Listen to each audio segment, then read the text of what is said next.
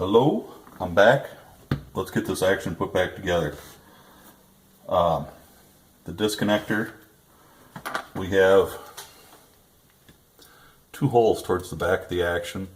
The top one's for the disconnector, the bottom one is for your hammer strut. We have two smaller pins, a top one and a bottom one, and one big pin. We have a hole here and a hole here that our feed throat sets in. When we look at the feed throat, one side has two pins, the other side has one. The 4-pin one will work in this action, you just got to grind off a pin. I've done it before, so I know it works that way. So, here we go. Those things explained real quick. We'll set the disconnector on. Stick our pin in, give it a little wiggle. Holding that pin, we'll flip it over.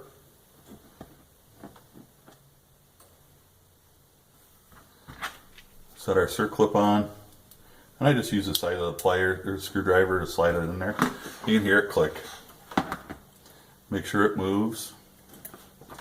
This spring for your disconnector, you can see that kind of S-hook there. That goes in the disconnector, and you just kind of whip it in. The other end, let's get this in here, right? Fits in this hole right here. And that can be tricky. Usually, sometimes I'll use a screwdriver to help me. Usually I can get it with just my fingernail and a little push, and it pops in. So there you go. Get a little closer. That's how that spring goes in.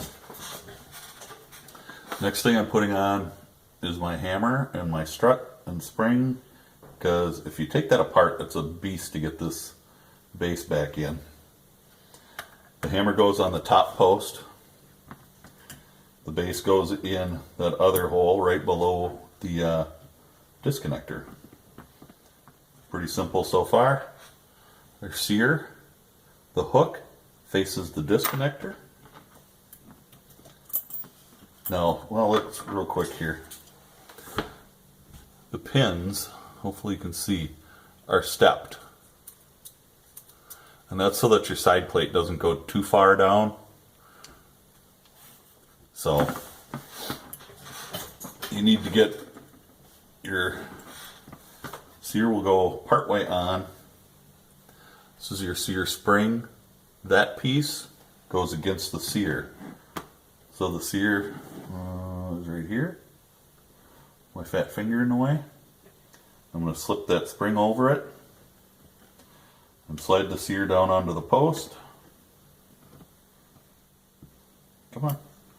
You got to wiggle a little to get past that step. This other tail, I'm just going to take, and that goes right over the top of the big post here. It's pretty simple. That's the easy part.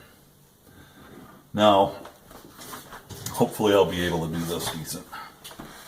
The hole in your feed throat, the round hole, goes towards the front of the gun because your magazine tube will go there and pushes your rounds in. The other end, through the square part, is where your ejector or your lifter is going to go. The lifter kind of looks like a hammer. This hammer part, or axe part, goes down, faces down in the feed throat. The lifter goes on the same pin as the hammer. First you want to take your spring. Now the short side of the spring goes under the lifter. The long side of the spring goes up and over the feed throat. So I'm going to try to do this as easily as I can and as in camera as I can. So I stuck my lifter into my feed throat, and I'm just setting that in there, and I'm going to tip that spring so it's above the feed throat. Now this is going to get a little tricky. When you push your feed throat, you should never have to use a hammer to put this together. If you do, there's something wrong. So that's going to sit on my feed throat, and I don't even care where that sits right now. I'm actually going to move it off to the side. Well, it doesn't really matter, I guess. Now, if I pull my lifter up a little bit, I can get it off that pin. And that spring, if I just use a screwdriver, you can usually pull it down.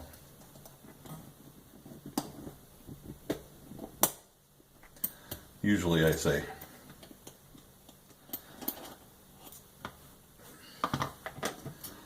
See if we can do it this way.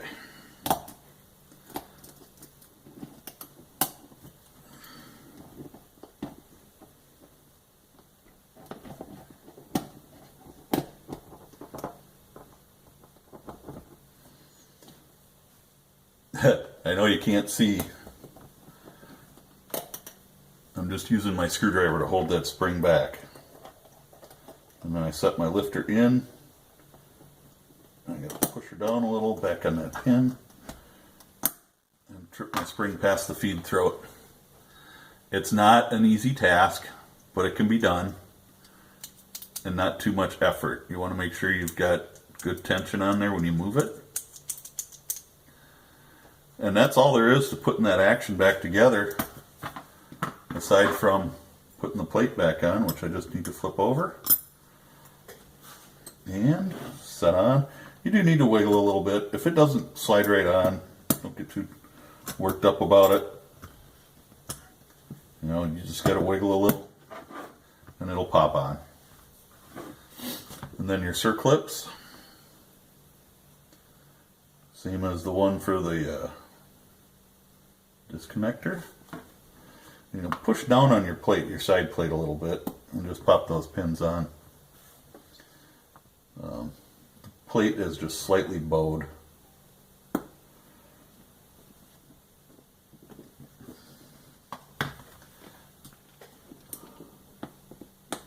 There we go. And there you go. Our action's back together. You'll know if your sear is working if you cock the hammer back and it stays. The sear is what holds the hammer there. And then you can take your wire out and you're ready to put it back in the gun, except for I forgot to put my buffer back on. So I better do that. I better release that hammer.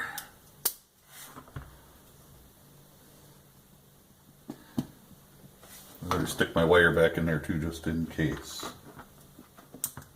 And you got to stick the wire in there before you decock it, or before, at least before you pull the plate off. Now we can pop the plate off after we get that other circlip off.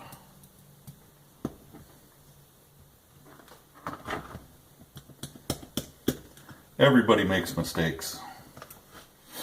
The buffer, the angle part, goes just like that. And back together we go. And I have forgotten that buffer more times than I care to think about. So if you forget it, don't worry about it. The biggest thing I see when people are doing this kind of work is they get all excited when something doesn't go right. Just relax. It's not going anywhere, and neither are you. If you get frustrated, walk away for a while, and you'll be good. And now we're ready to put it back into the receiver after we put the bolt back in. And the bolt can be kind of tricky because of the spring. You don't want to bend the spring. There are replacements available. You can get them at Brownells, if I remember correctly.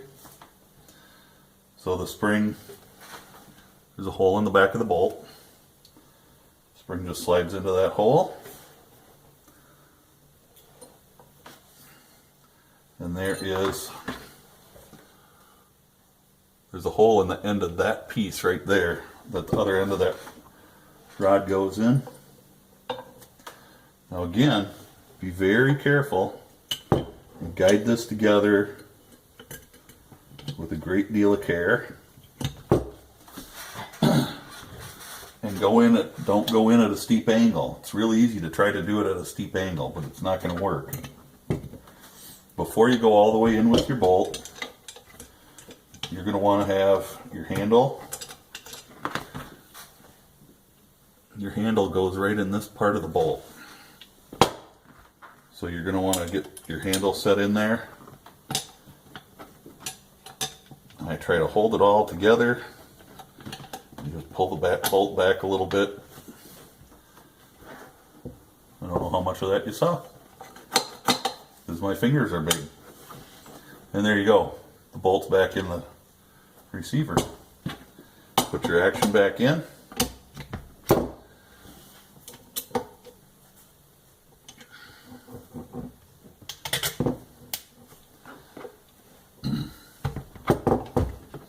You'll have to push a little bit to get it in there.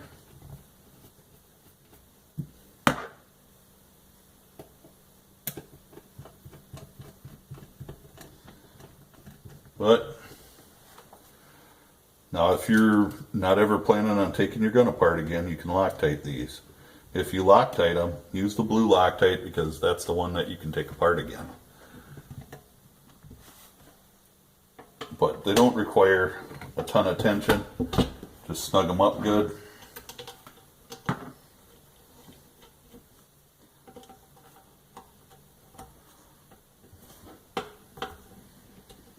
And there you go. Works good. No complaints. I will, when the stock is done, I'll take this out to the range and give you a little range report on it. I bought this gun. It was really rough. There was a lot of rust on the barrel.